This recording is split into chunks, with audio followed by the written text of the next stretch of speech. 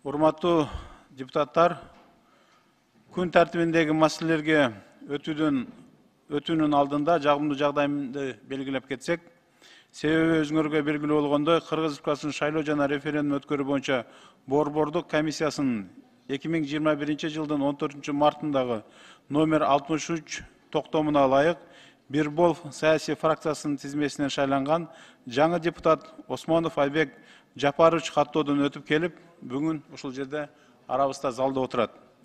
Кыргыз Республикасынын Жогорку Кеңешинин депутатынын статусу жөнүндө мыйзамынын 2-беренесине ылайык депутаттын ыйгарым укуктары Жогорку Кеңешинин алдында ант берген күндөн тартып башталат. Андыктан ант берүү үчүн борбордук трибунага Осмонов Айбек Жапаровичти чакырабыз. Мен Осмонов Айбек Жапарович Жогорку Кеңештин депутатынын ыйгарым укуктарын аткарууга киришип жатып, Кыргыз Республикасына берилгендигимди билдирип, Кыргыз Республикасынын конституциясын жана мыйзамдарын сактоого өз милдеттеримди бүткүл элдин кызыкчылыгында аткарууга, Кыргыз мамлекетинин эгемендигин, аймактык бүтүндүгүн жана көз карандысыздыгын коргоого ант берем.